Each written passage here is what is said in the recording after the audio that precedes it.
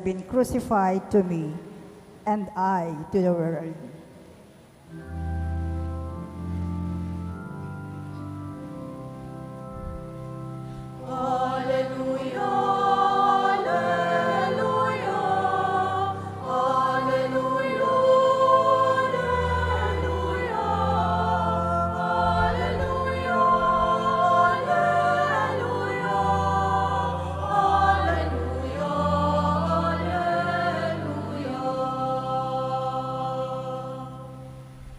The Lord be with you.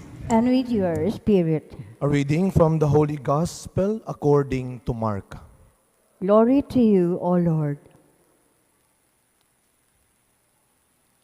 Jesus and his disciples set out for the villages of Caesarea Philippi. Along the way, he asked his disciples, "Who do people say that I am?" They said in reply, "John the Baptist, others Elijah, still others one of the prophets." And he asked them, "But who do you say that I am?" Peter said to him in reply, "You are the Christ." Then he warned them not to tell anyone about him. He began to teach them that the Son of Man must suffer greatly and be rejected by the elders, the chief priests, and the scribes, and be killed and rise after 3 days. He spoke this openly. Then Peter took him aside and began to rebuke him. At this, he turned around and looking at his disciples, rebuked Peter and said, "Get behind me, Satan. You are thinking not as God does, but as human beings do." He summoned the crowd with his disciples and said to them, "Whoever wishes to come after me must deny himself, take up his cross, and follow me. For whoever wishes to save his life will lose it. But whoever loses his life for my sake and that of the gospel will save it." My dear friends, the gospel of the Lord. Praise to you, Lord Jesus Christ. Good morning po sa inyong lahat. Good morning po, Father. Pakibati po mga katabi nating good morning. Good morning. And we are now on the 24th Sunday in Ordinary Time, and today po is September 15. Kung mapapansin ho ninyo sa ating harapan, meron tayong relic. Dahil kung naalala ho ninyo, nabanggit namin minsan pa that starting this month of September, we will celebrate and remember our devotion to Our Lady of Assumption. Simula ngayong buwan, muli tayong magkakaroon ng tuwing ika-15 araw ng buwan na araw ng debosyon sa mahal na Birhen ng Asunsyon. Mas palalalimin po natin, patatagin natin, patibayin natin ang pagmamahal natin sa mahal na Birhen ng Asunsyon. Kaya kapag po tumapat ng Monday to Saturday, ang 15, ang ating pong devotion mass ay sa gabi. Pero bago ang misa ng alas 6, magkakaroon tayo ng rosaryo at pagdarasal ng panalangin sa mahal na Birhen ng Asunsyon. At kapag linggo tumapat, kagaya ngayon, sa ika-8 umaga tayo magmimisa ng debosyon o paggunita sa ating debosyon. Dahil paglinggo is Ordinary Time, Sunday Liturgy po tayo, but to remember our devotion to Our Lady of Assumption. Kung di ako nagkakamali, ito po ay relic ng belo ng ating mahal na Birheng Maria. Kaya nagpapasalamat tayo ulit sa ating mga kapatid na namuno sa ating devotion mass o prayer bago ang ating misa. Kaya sana ho, sa mga susunod na buwan pa, makiisa tayo sa ating araw ng debosyon sa mahal na Birhen ng Asunsyon. Magpatulong tayo kay Mama Mary na kumapit tayo ng mahigpit sa Diyos na nangakong hindi niya tayo pababayaan. Siguro, lagi nyo naririnig yan, malagi may nagsasabi sa iyo niyan, huwag kang mag-alala, hindi ka pababayaan ni Lord. Pero minsan ang tanong mo, bakit ilang taon na ako may sakit? Huwag kang mag-alala, hindi ka pababayaan ni Lord. Ba't hindi pa rin ko mag-graduate, nag-aasawa, nagkakaanak yung anak ko? Huwag kang mag-alala, hindi ka pababayaan ni Lord. Alam mo, konting-konti na lang ang paniniwala ko diyan. Kaya kapag konting-konti na lang, lalo tayong lumapit sa mahal na Birhen ng Asunsyon. Bakit po? Kumapit tayo sa Kanya para tulungan niya tayong kumapit din sa Diyos na nangakong hindi niya tayo pababayaan kapag sumunod tayo sa Kanya. Kapag pinili natin siya. Ano ang pangako ni Maria? May langit na kapalit. Kagaya natin si Maria, marami rin siyang tanong. Simula pa lamang nang ibigay ng Diyos ang plano para sa kanya na maging nanay ng Diyos. Hindi na siya mapakali. Ano bang mangyayari sa akin? At nung nalayo sa kanyang anak, nababalitaan na lang siguro niya yung mga hindi magandang ginagawa sa kanyang anak. Siguro ang sabi ni Maria, ano bang ginagawa mo sa akin? Pinahihirapan mo ako. Pero kumapit ng mahigpit si Maria. May langit na kapalit. Kaya huwag kang nangunguna rin. Huwag kang gumagawa ng sarili mong gantimpala. May pagpapala sa pagtalima. Kaya ano po ang sabi ni Isaías sa unang pagbasa natin? Ano ang ginawa ni Isaías? Hindi niya ipinagpalit sa mga taong nanakit sa kanya.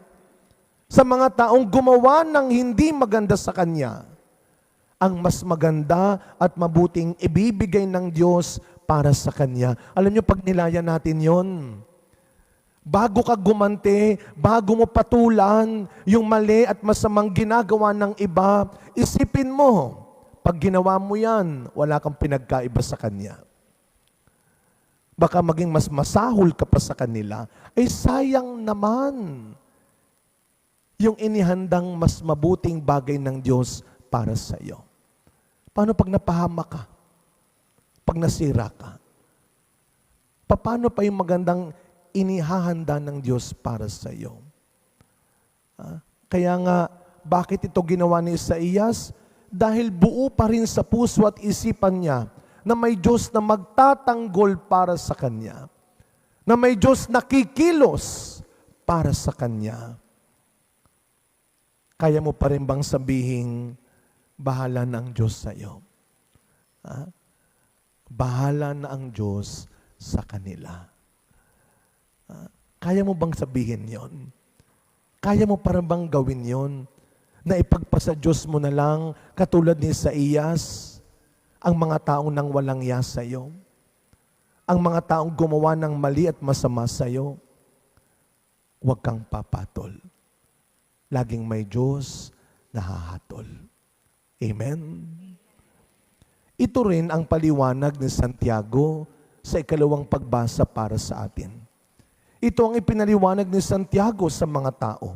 Sabi niya, kung tunay kang naniniwala, kung tunay kang sumusunod, kung tunay kang naglilingkod sa Diyos, hindi mo hahayaang mawalan ng mabuting gawa ang iyong pananampalataya. Huwag mong hahayaang mawalan ng tamang ginagawa ang iyong pananampalataya. Huwag mong daanin sa marami ka nang nabasa, marami ka nang narinig.